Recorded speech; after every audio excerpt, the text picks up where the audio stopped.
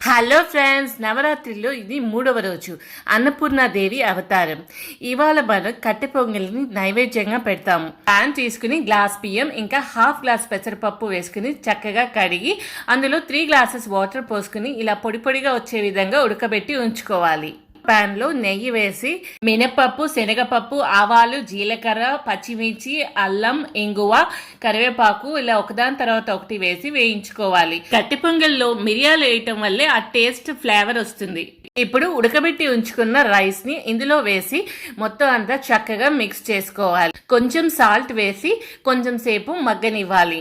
కట్టె పొంగల్ రెడీ అయిపోయిందండి. మంచి ఫ్రాగ్రెన్స్ వస్తుంది. ఇప్పుడు దీని ఒక సర్వింగ్ బౌల్ లోకి తీసుకుందాం. అమ్మవారికి 3వ రోజు అన్నపూర్ణాదేవికి నైవేద్యంగా కట్టె పొంగలి అమృత తయారు చేసి తీసుకొచ్చింది. ఆ అన్నపూర్ణ మాత యొక్క కటాక్షం అందరికీ కావాలని ఈ నైవేద్యాన్ని అమ్మవారికి సమర్పిద్దాం.